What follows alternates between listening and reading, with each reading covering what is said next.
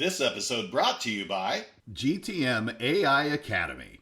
Learn AI from a globally trusted resource. Coach K, Jonathan Carfort. Their bundle, Enablement AI Mastery, includes both the core Generative AI Foundations course and Enablement AI Mastery specifically.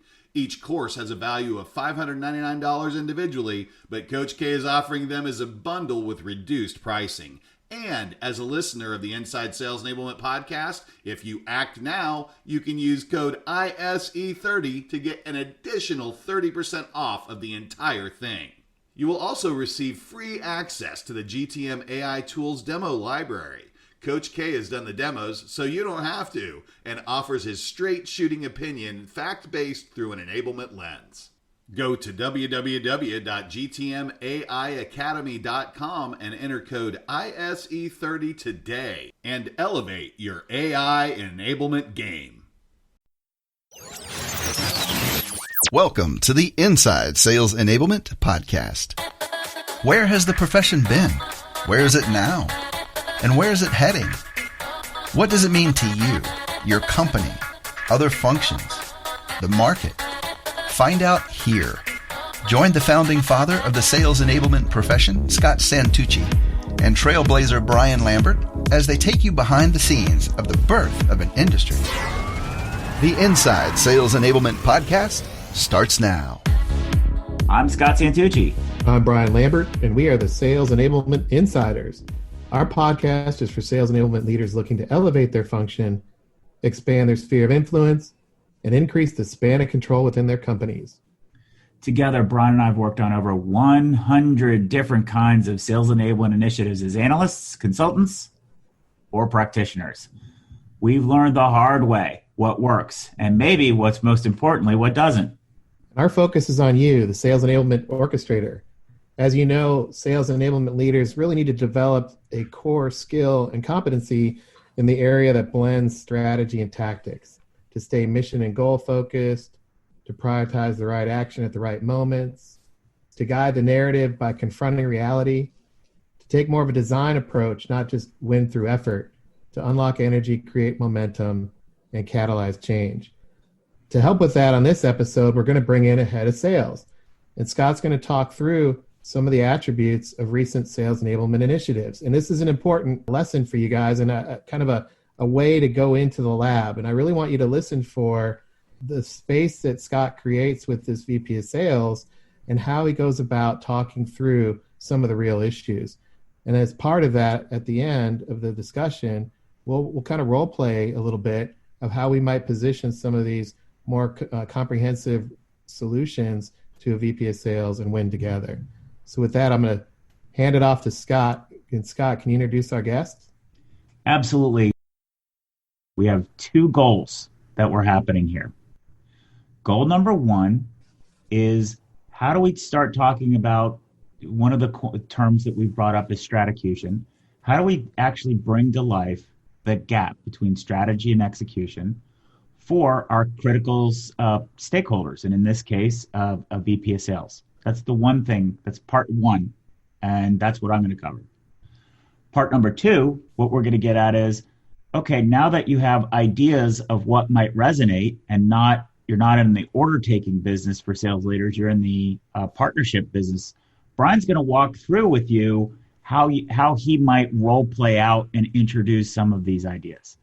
And the way that we're going to bring it to bear, hopefully you've been tracking along and Insider Nation's been tracking along, and that you're aware that Brian and I have been hosting a series of webcasts, webinars, whatever you want to talk about it, around a variety of different topics.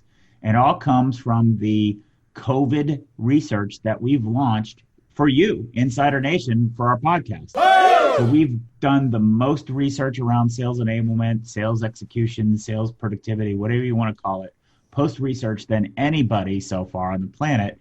And we've been carrying that forward by having lots and lots and lots of conversations.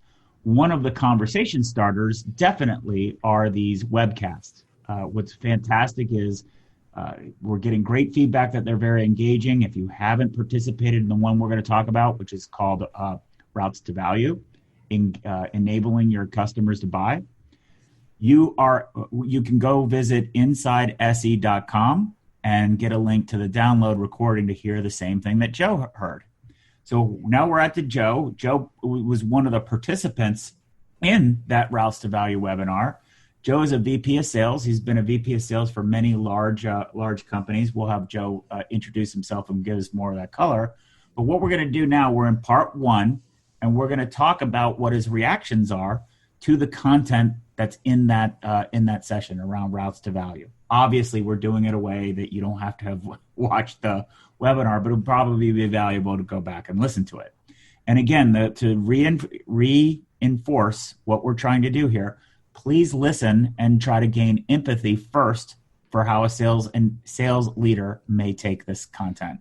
And then we'll get into step number 2, what might you do about it with Brian?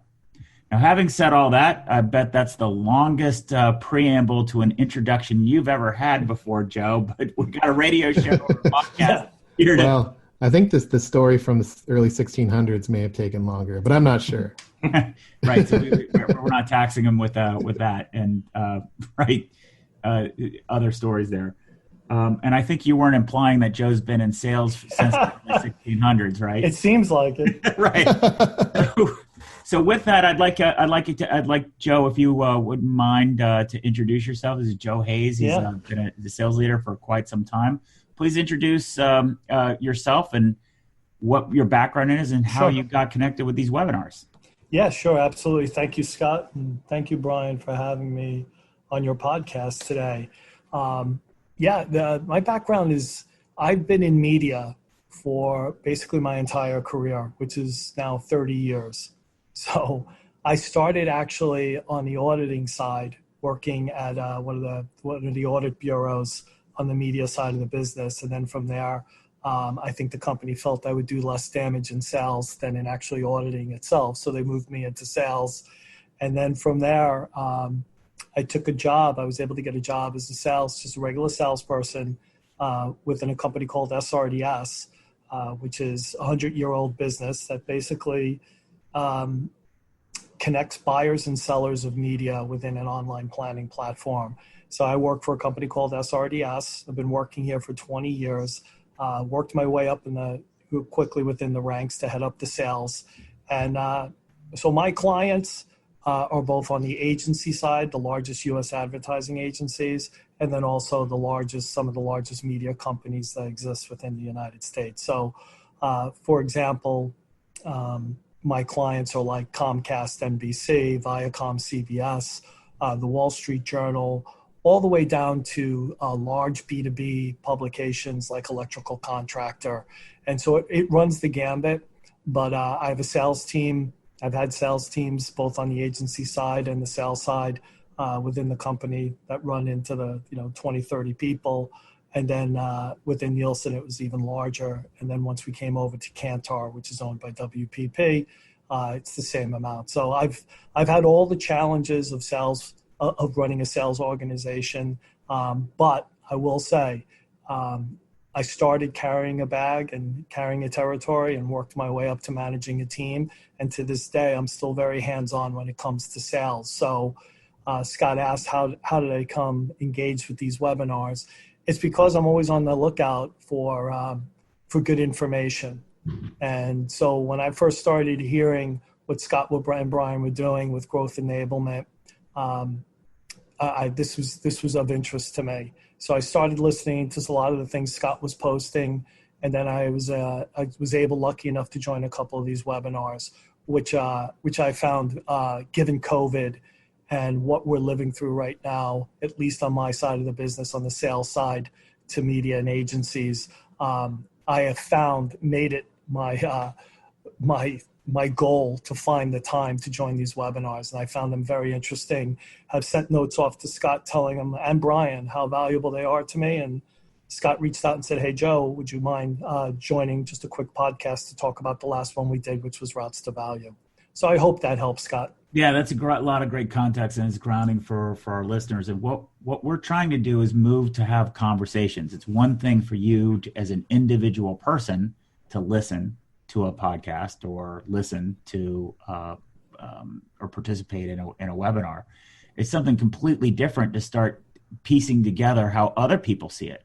And that's really what we're trying to do, is bring that perspective. So, Joe, I don't want to do a lot of framing for it. Just for our listeners, the scope of routes to value is essentially, hey, look, there's a lot of content that we make available for salespeople.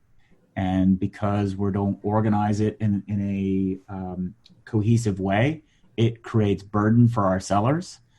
All the while, we should be working backwards from our customers to do it. What is working backwards from our customers to do it? Well, we got a lot of stakeholders to manage, and how do we visualize all of that? So we've developed an approach that we call routes to value, which basically we start about mapping out or modeling out the customer and their agreement network. Then it goes over to mapping and building a map of your product palette in a way that is more configurable for customers to digest. And then the third part then is to create a value map to help salespeople connect the dots. And it's really that simple. However, sales is simple, but simple is hard. Yes. And no, I think in what you just touched on, Scott, I think even you'd be surprised at how many companies do not operate this way. And I would say later in the webinar, when you really kind of draw this out about working back from the customer, it's just not done. It's not. And that's where I think the real opportunity lies, especially now, given what COVID has done to pipelines. It's basically decimated them. And a lot of companies, I know Kantar in particular, with their new owners, which are Bain, and just using them as an example, as well as other companies that I call on, are all going through the same thing. They're looking what's happened to these pipelines, and that they're suffering, and that a lot of the information being put in there just it wasn't accurate, and some of it is on the rep, but not all of it's on the rep. Yeah. And so you're while it's easy for you to talk about, Scott, and build these slides, working back from the customer is. Wait, did you just say it's easy to build those slides? Yeah, no, it may be easy for you to talk to those slides because it's the experience that you've had. It definitely resonates with me because it's an issue that I've had for a number of years. But it's not easy when you're working back from the customer. Too many companies feel that, great, you work back from the customer, you work back from one person. And the fact of the matter is you're not working back from one person. You got to work back from a group, a network of people. And you got to know where those no's are. And not only that, you got to work internally within your own organization. And companies refuse to look at that. You were going to say? Yeah, let's do that. So I don't mean any disrespect when I say this, because I say this to a lot of sales leaders all the time. But I think when we're going through a major period of change like we are with the digital revolution was here before COVID. COVID has exasperated and accelerated it and exposed a lot of pain. What really is happening is that the sales function is kind of like canaries in a coal mine, and they're seeing all this poisonous gas, but don't have the words or vocabulary to describe it. So part of what I'm trying to do here is connect the dots of, we have some slides that you can go and listen to and some reactions, but how do we give some texture to this environment that is so inefficient and so painful, but most of management doesn't see, and the sales force doesn't necessarily have the right vocabulary or ways to illuminate it. And we want to highlight these things because we want you as the audience to be able to recognize, how do I extract out or understand what's really going on, rather than reading reports, what everybody else thinks is going on. So, Joe, can you elaborate a little bit on that? Is that fair to call you a canary in a coal mine, or is that insulting? I don't know. No. I mean, sales, we're always a frontline troop. So canary in a coal mine, I think, is very true. But I will say, yeah, you're right with that. And I don't take that as an insult in the least bit. Where the problem becomes is when you're not communicating the gases in the mine back to your organization. And in some cases, when you do communicate that, it falls on deaf ears. So that's part of the issue as well. So let's walk through what are three highlights that you got from the conversation around routes to value. What were some three key takeaways that you had? The first one, which you've brought up on a couple of them now, is productitis. I love that. I thought you nailed that the first time you talked about it. You continue to talk about it. I now use it when I'm on sales calls to media companies, and now they've taken it. So I've got to start giving you credit for that. We got to start trademarking that. But the fact of the matter is, we all suffer from it. My team in particular suffers from it. I work for an organization that feels that they know better than their clients. So marketing teams feel that they know better. The executives within the company feel the same thing. And all we're doing is pushing out product. And then it's left to the sales team to go out and really carry that load of trying to go into companies, huge companies like Comcast, and try and sell a list of 1,000 products that none of them meet what they're looking for, the needs of what they're looking for. And that's part of the problem. It's a major problem right now. So Joe, what is productitis? What is it? Well, for me, I guess it's an explosion of confusing and misaligned activities. It's marketing coming to us in a sales team with the next new shiny fish, and with the instructions of drop everything you're doing. This is what we need to be focusing on. We've had an acquisition. We want to be pushing this out. It's another division within the corporate umbrella of Kantar, and we want to be focusing and getting our clients at least looking at this and buying it. The fact of the matter is, though, is the people that my team is talking to aren't even involved in that type of decision making. So we miss the mark continuously. That's to me is the product. That's the definition of productitis. So the reason that for our audience, the reason that we worked on creating that an identity is because it's really hard to talk about the poisonous gas that we're running into. So productitis becomes that poisonous gas, and it becomes a great talking point. With very little setup, you can get traction. I doubt very serious. Joe, I mean, I don't know. I don't want to speak for heads of sales, but I just think it's really unlikely that a head of sales that we're going to run into in any industry is going to say, oh, no, we don't have productitis at all. I don't think you would. I think most of them will say that, or at least agree to it in some degree. I will tell you that in my case, and in other cases of most of the time that I've been in sales, this has been going on for quite some time. And here's the other thing: how many times can you keep going back to the same client with a new shiny fish? I mean, after a while, they just say no, or they just turn it off. So every time we go back in there with a new shiny fish to keep pushing it, we're losing more and more credibility with the few people, the stakeholders within the organizations that we have large pieces of business. So think about that too. Because how many times can someone say, I'm not the right person for that? Right. And then keep meeting you the next time. Correct. I mean, Scott, I've actually had a story where the largest single piece of business that ever came through the channel at SRDS was my client. It was ESPN at the time. And like anything, once people get whiff of there's large money and there's a big deal, everyone wants to own it. Everyone wants a piece of it. So an executive wanted to join me on a call with ESPN. They wanted to go in there. They didn't care. And I was kind of forced to do this, which upset me. But that's the way it is. So being the new guy, I kind of went in there and brought that person along. And the person launched into a new product launch that had nothing to do with the decision-making or the budgets that sat with the person across the desk that we were meeting with.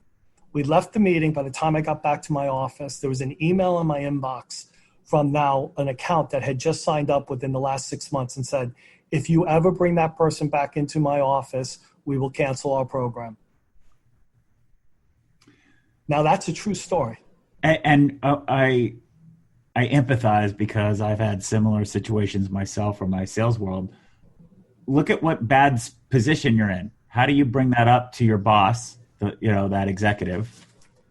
And why did they think what made them think that they can go and add value in the first place? I think it's just because they feel that they're in an executive level and they got there by making sales. And maybe they did. But the fact of the matter is, and you bring this up in your webinar, you need on your end to be doing your homework about who you're meeting with, what their decision making is, where's the big money set. And if you're not doing the homework and this person didn't, you're going to miss the mark every time. And not only that, you're putting the person who has the relationship at risk at losing that business because you just felt that at that time you wanted to have a little checklist of, I went into ESPN and I pitched this shiny new fish. And that's really all that at that point, that's all that executive wanted. And that's sad. Let me kind of play devil's advocate here with you, because this might be on the minds of some of our listeners. Well, just get your sales reps to do better account planning. How come they didn't do that? How come they don't do that? And I think sort of, I'd love to sort of expand that topic here about how much burden is placed on reps, which is another thing about productitis, is that when you don't understand, when the company doesn't understand or have empathy of how complex these conversations are, it's easy to make statements like that. So what was another topic in the webinar that resonated with you, Joe? The other one was, now we're getting into the parts where I feel like I need to know more. I went back and listened to your webinar, Scott. I know you just talked about going in and listening. I would encourage your listeners, even if they were on the call last week, to go back and listen to it. But the other thing is, markets don't write checks, customers do. If I hear go-to-market strategy one more time, I'm going to blow my brains out. We don't look to grow our businesses through the lens of our customers. We fail at that, and we have for quite a while now, where all our time and energy is spent on developing new products or new marketing pieces, and we're not going in there and really taking that same time, energy, and resource and building a network, an agreement network within our largest clients, which, by the way, happen to be where most of our revenue sits. So that was the other one that stuck with me. So on that note, I'm going to be a little bit of a devil's advocate, trying to corral the opinions of many of our listeners. So one part would be, why don't you just provide your salespeople personas about who you're selling to? That's customer focused. And then the second thing is, that clearly is the reason why somebody needs to map out the buyer's journey. What are your reactions to those? Well, I would say this. I'm in agreement with you. I think personas is a bad and flawed strategy. I think you need to know who the stakeholders are and the titles and the influences that they play within these large corporations, these large entities, and personas just doesn't cut it. So that came up in the webinar, and I agree with you on that. I think it's too often people talk about the persona, but here we'll concentrate on this persona. But the fact of the matter is, when you're within these large entities, you've got a whole bunch of different people that are, their responsibilities lie in different areas, and they can very easily put the kill button on a deal, and you miss that. So that's one of my answers.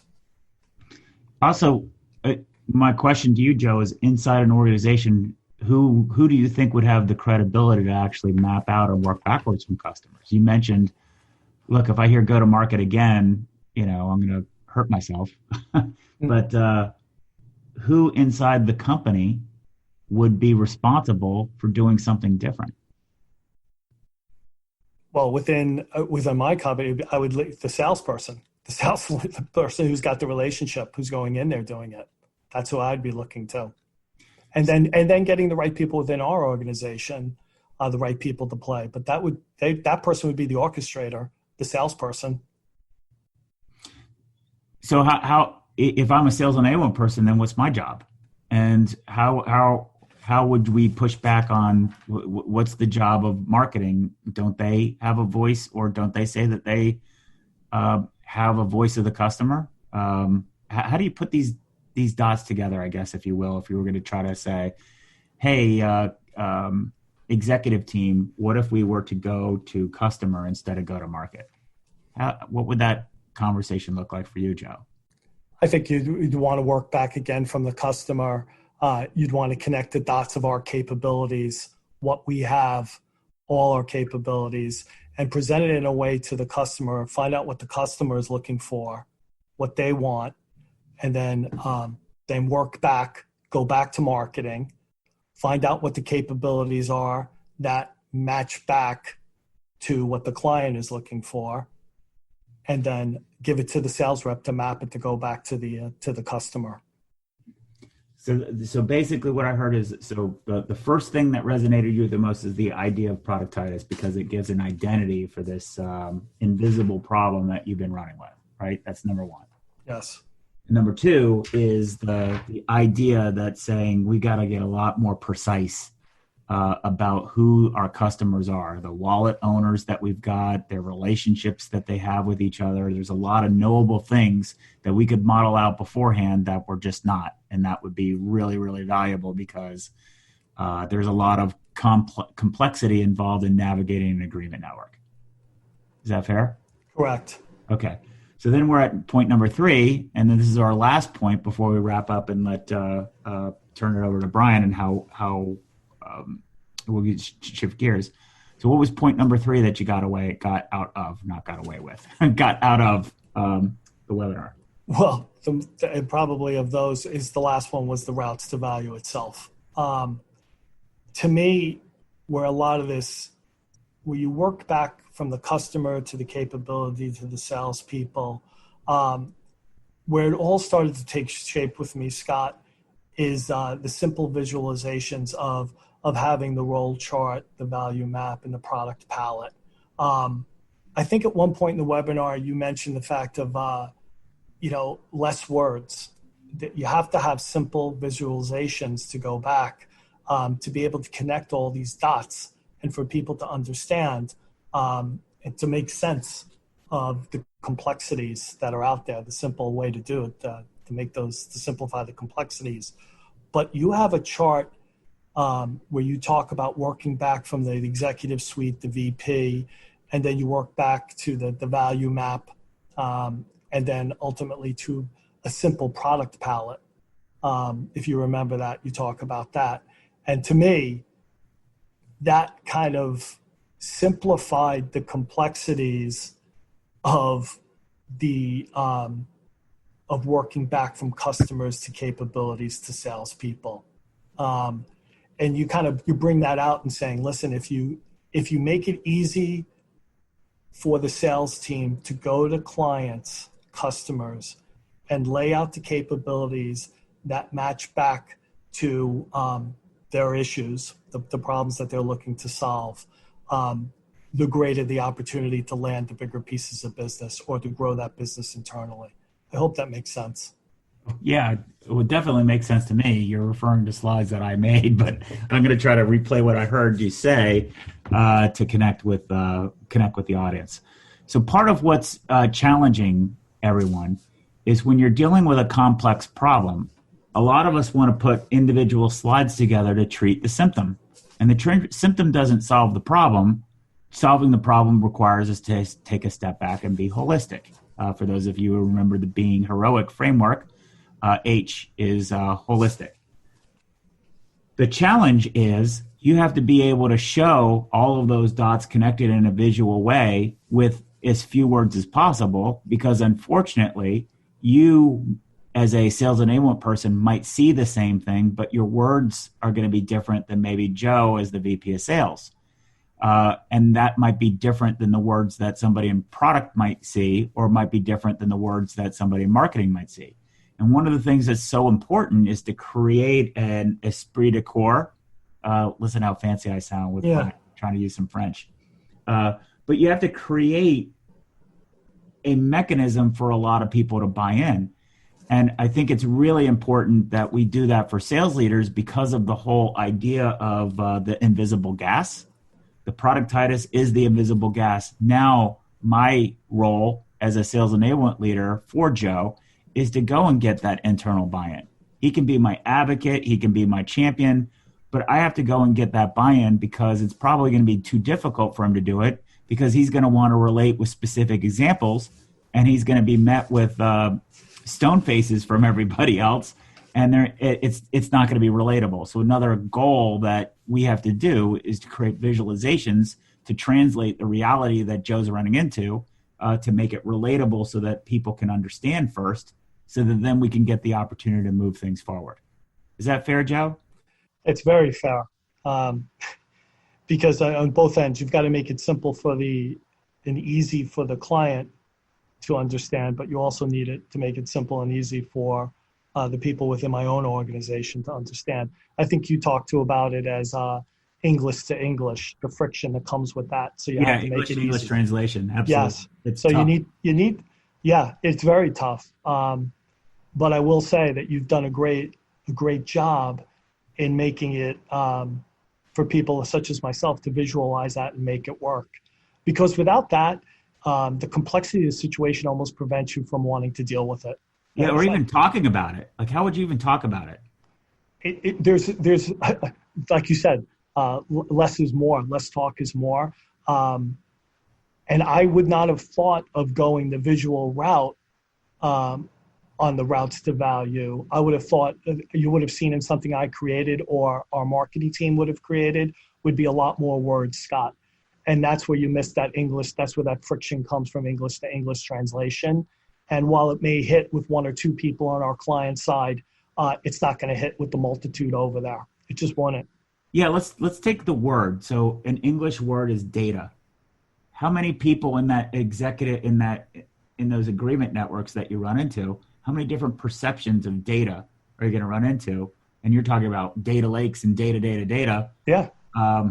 But what are the perceptions? How many different ways can people perceive that one concept or one word? Absolutely. Each person probably within our clients would have a different idea of that. And then what about this? What about the people that have been burnt on the IT side by data or swimming in data? You're at a no before you've even gotten there. So because they're like, I'm not going to invest in another data solution. It's just there's no way. I've got too many. So some people have PTSD for good data. point. That's it.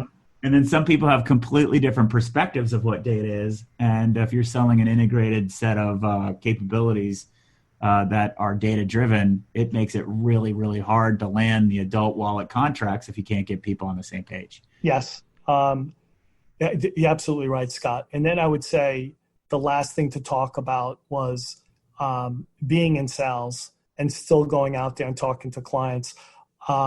The other part that really hit home to me that kind of piggybacks off the routes to value was the real life examples that you used. Because it's one thing to talk about something in a webinar. It's another thing to use real life examples of where it's worked. And let me tell you something, I could sell that internally within my own organization, but the one thing they're going to ask for is, great, that's awesome. Where are the examples? Show us the real life examples where this has worked.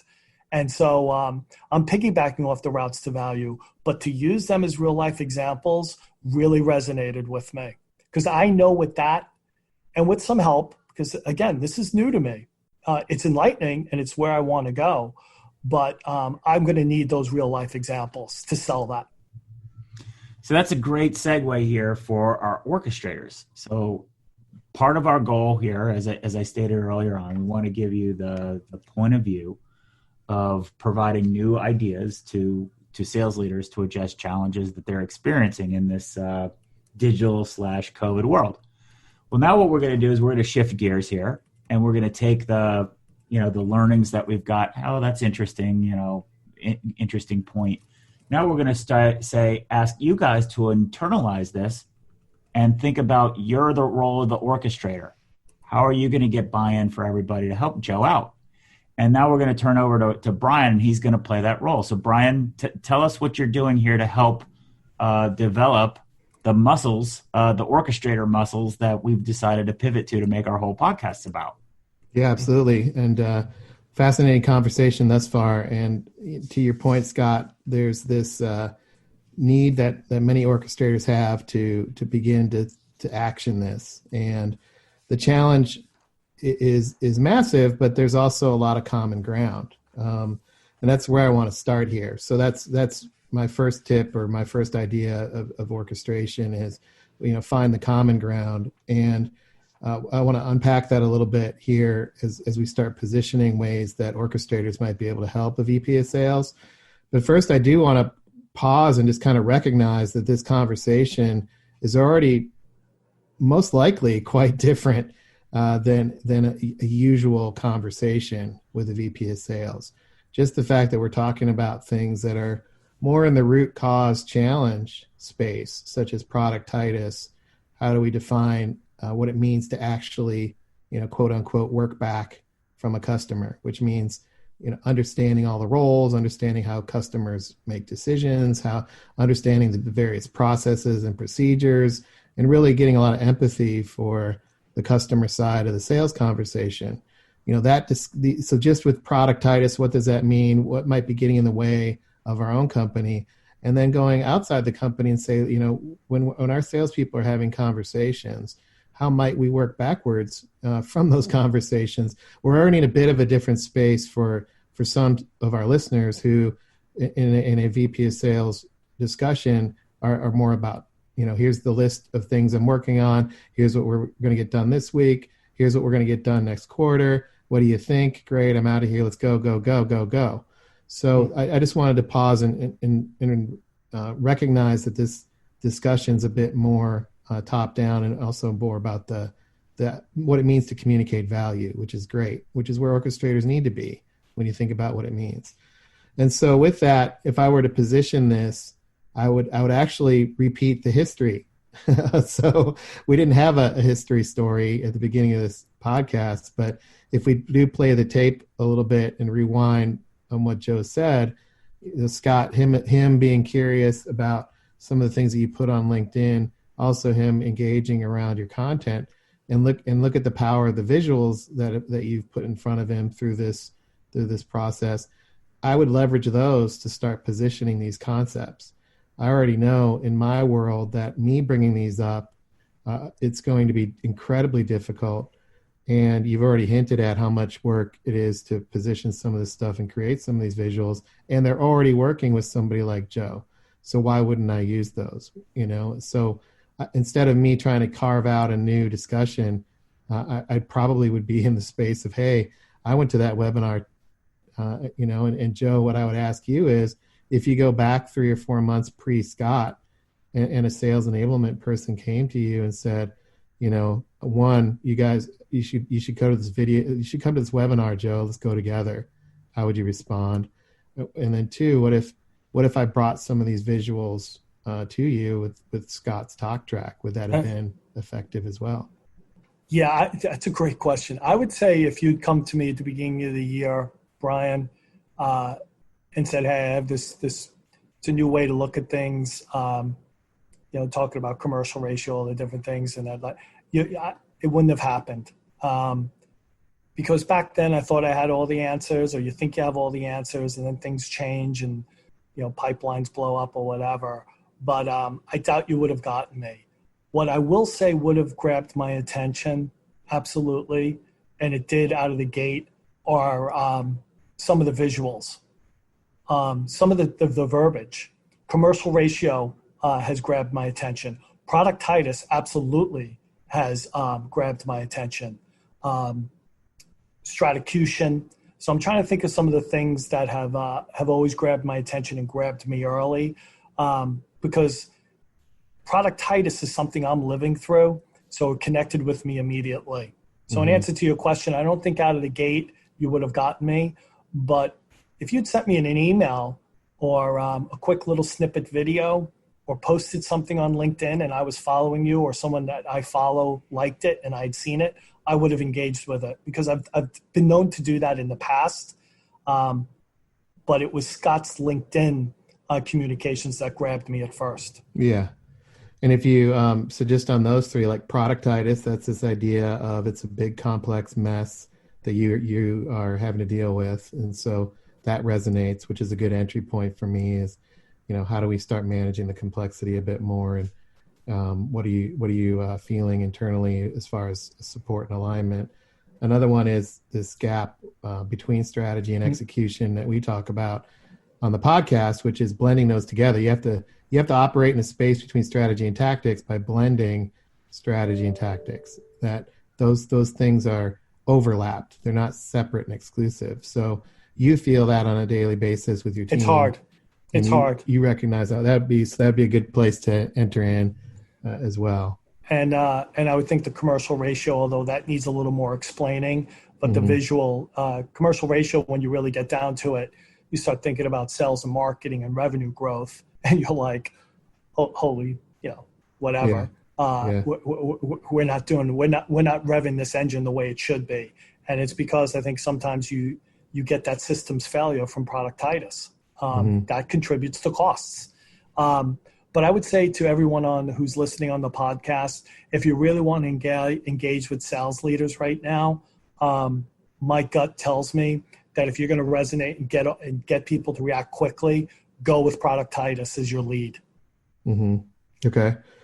And then in that, and our listeners can get the visuals, which is, if you picture it in your mind, if you haven't seen it, it's a big, huge dirt ball, a big blob of black with a bunch of detail in it. So the closer you look, the more you see things in it, like products. But when you first look at it, it looks like a big ink blot or dirt ball, or I think somebody once called it a fur ball.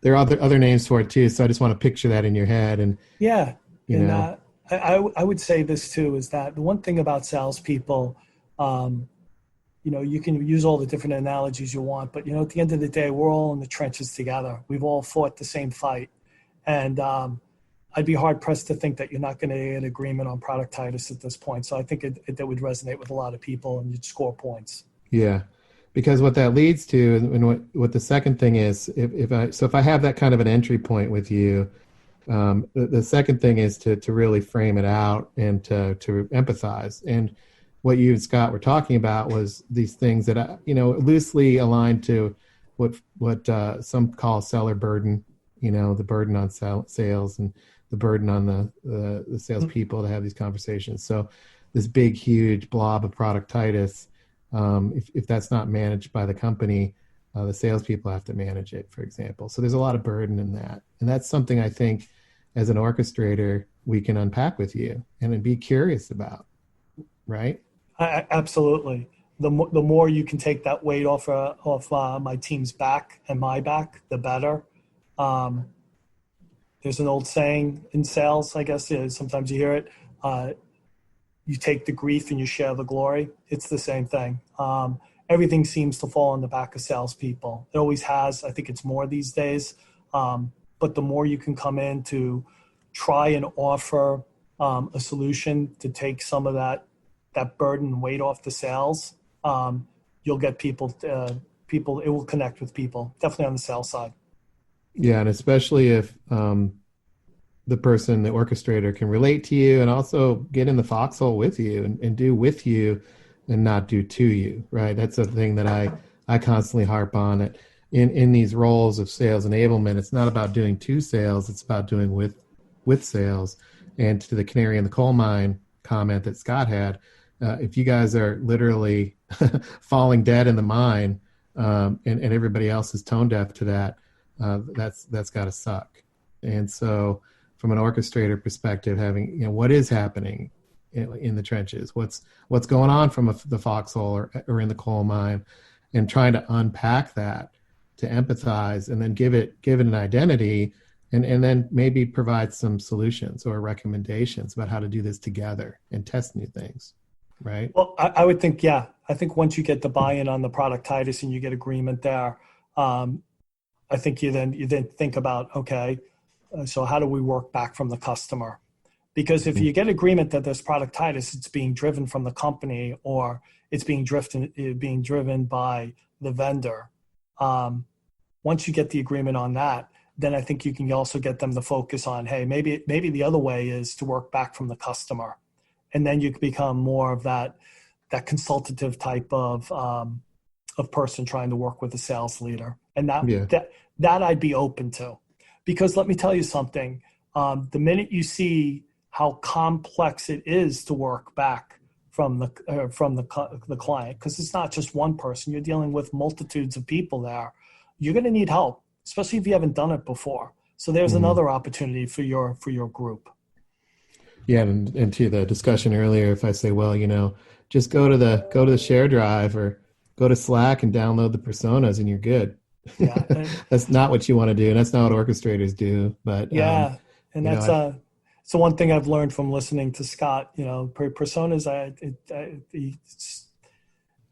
you're walking in a minefield with that. But yeah, it's not specific enough and it's not detailed enough to tackle the productitis. And I think the minute you give agreement to personas, you're then playing to your own company.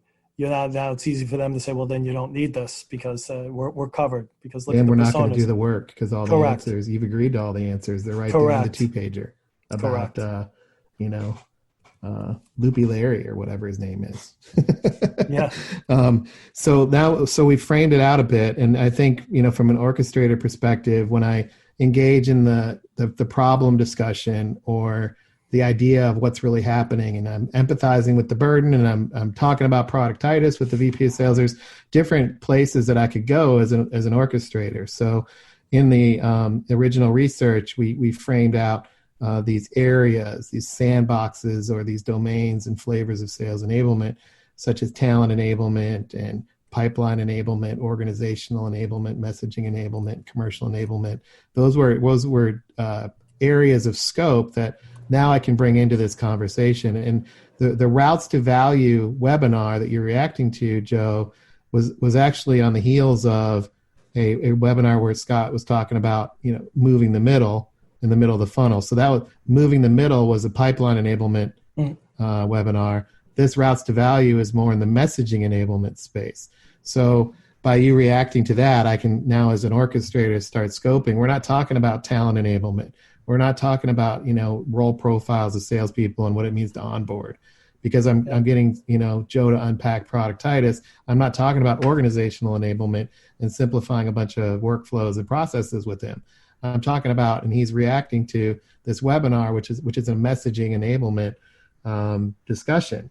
So that's the scope here of this. And again, in that scope, then, what kind of offers or solutions might I have as an orchestrator?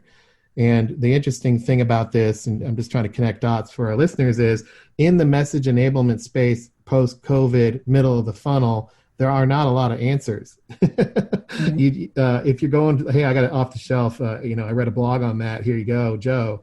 That doesn't exist right now. You heard Joe talk about how different this world is. So, Joe, how do I, as an orchestrator, come in? Do I come in with all the answers and say, here's the 14 things we ought to try? Or is this more of a consultative sale that I need to take with you? My advice would be more the consultative, because I think if you come in with the approach of here's 14 things, it's almost too much. It's hard to get your hands around that. I would kind of say you start with a series of sprints and earn their trust that way.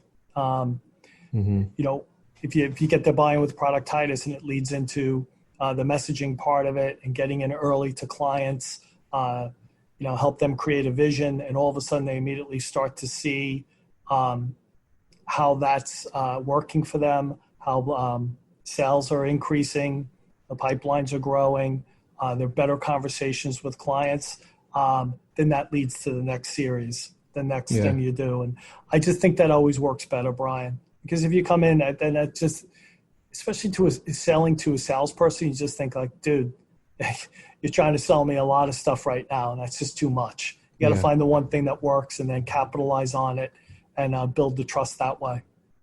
Yeah, and my last point on this, and then I'll bring Scott back in, but this piece here where we're at here, this is it's a green field, it's a white space, it's a creative space, it's a let's figure this out together space. I don't want to, I'm not implying that there is a ready-made answer by any means, but I think by getting in the foxhole and saying let's figure it out together, and let's take a bite of the apple together or one piece of the elephant at a time.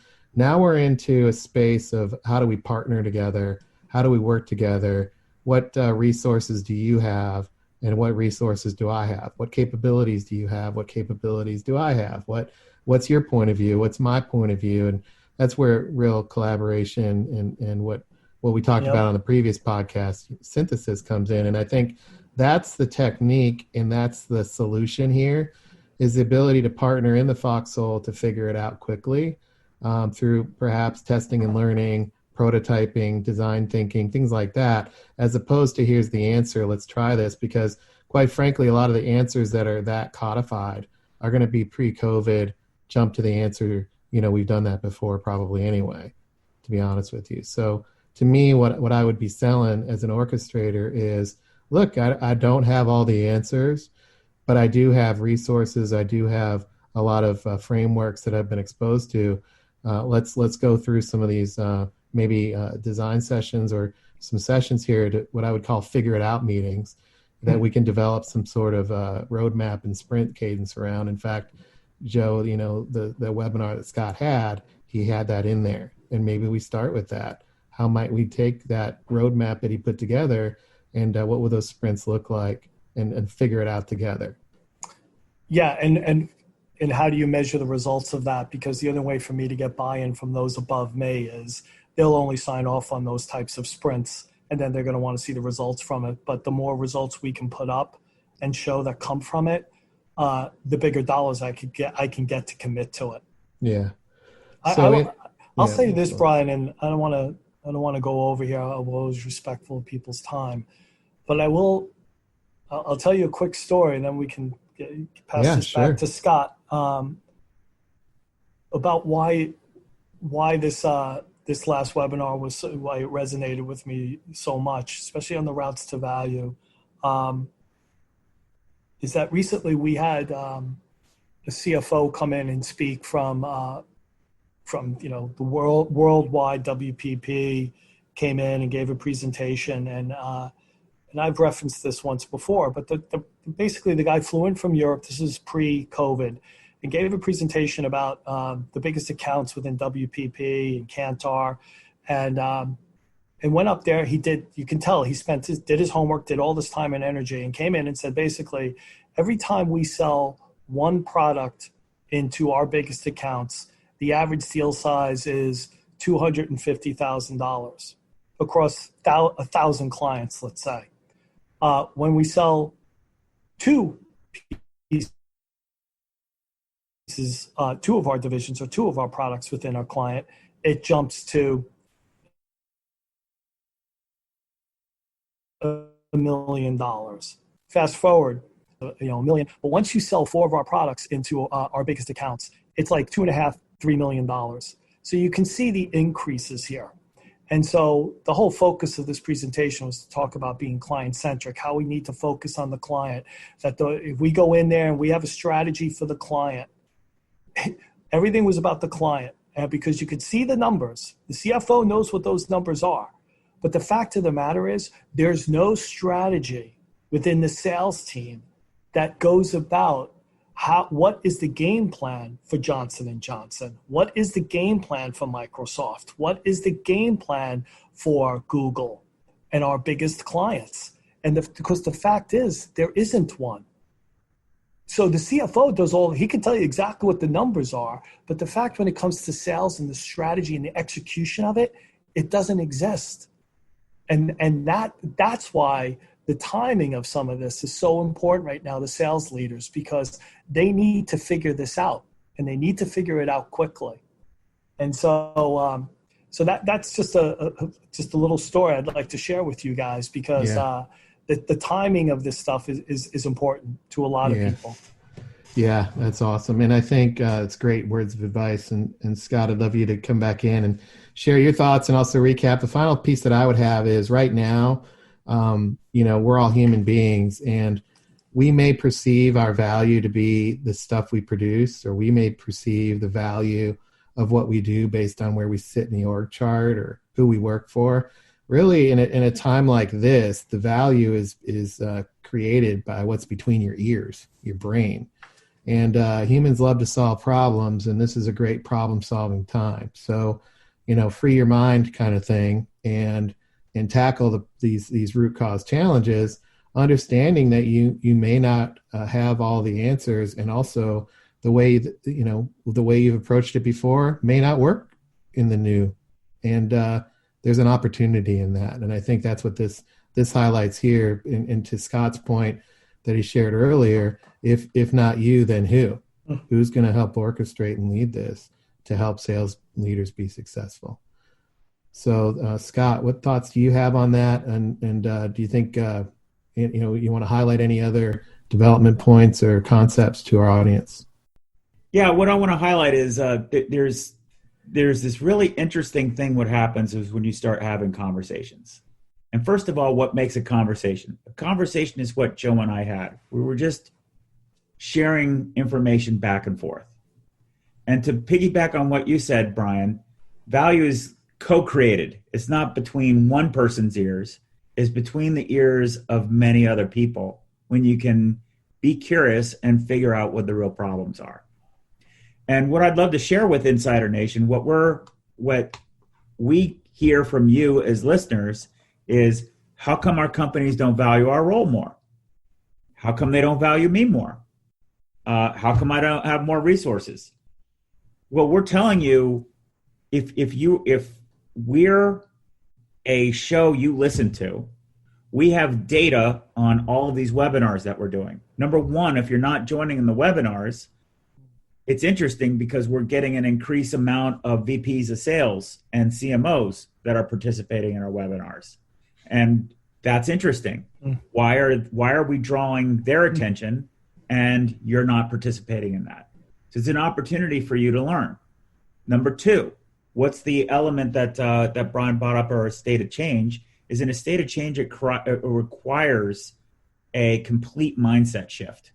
So instead of showing up and saying, I have to have the answer, or I have to know everything there is to know about commercial ratio, well, we're in the process of figuring out. One of the guests that we're going to have is another VP of sales like Joe, and he really appreciated the introduction to the commercial ratio. Brian and I were on a Sales Enablement Society webinar, or actually post crossing the, what do we call it? Sales Enablement was at a crossroads, the very first of our webinar series. And one of the sales leaders luckily felt comfortable enough, and he challenged us and said, "Hey, what's the roadmap going to look like for this commercial ratio?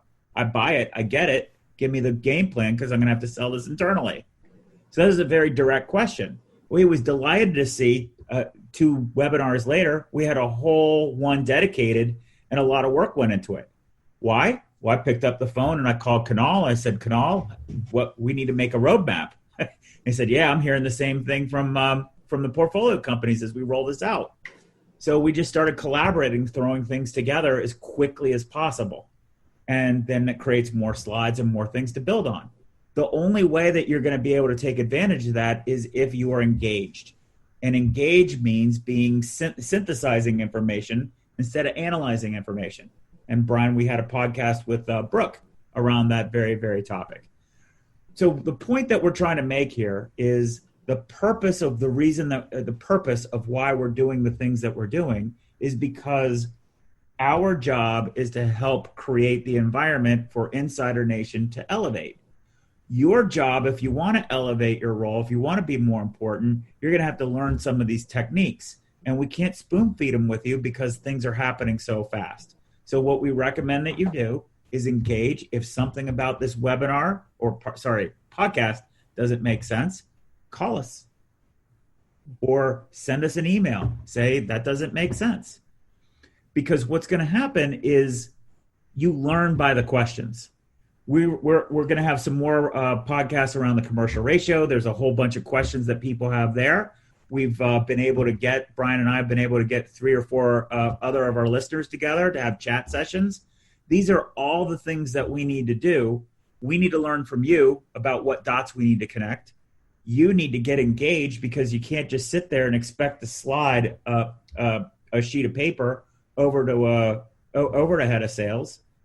And you don't want to be order taking from heads of sales. And frankly, I don't think heads of sales want you to want what comes out of their mouth is what they're seeing to be exactly created in the exact words that they said. I think they expect some thought put into it, and that you've put those things together. Is that true, Joe? Yes. So you have a lot of opportunities here. The issue is you can't be treating this like it's a standard role. You can't be saying, well, I'm following the Kirkpatrick model, and this is the way it is, and this is the inputs that I need. And you sure as heck can't be saying, that's not my job. Because ultimately, this is no one's job, and that's really the problem, and it creates the opportunity for you to elevate your role and be an orchestrator. So those are my thoughts on this podcast. What we recommend you do, go and listen to more podcasts. Visit InsideSE.com to find the podcast that you want to listen to. Maybe listen to them more often than not. Have a conversation with somebody. Find somebody in Insider Nation. Have a conversation with them about these topics. But don't get into how are you doing it? How are you doing it? How are you doing it? Be more curious. Who needs to be involved? How are you getting the buy-in from your sales leader?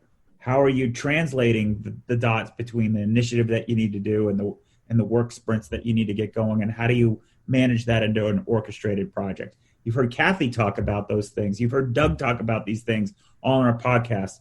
Re-listen to them. And another thing to do would be find some of the microsites that we're producing and give us feedback on how to make it easier to find, obviously. Engage in dialogues on LinkedIn with topics. Say, hey, I don't get this. What are you talking about? Or do you mean this? Or do you mean that? Engagement is critically important.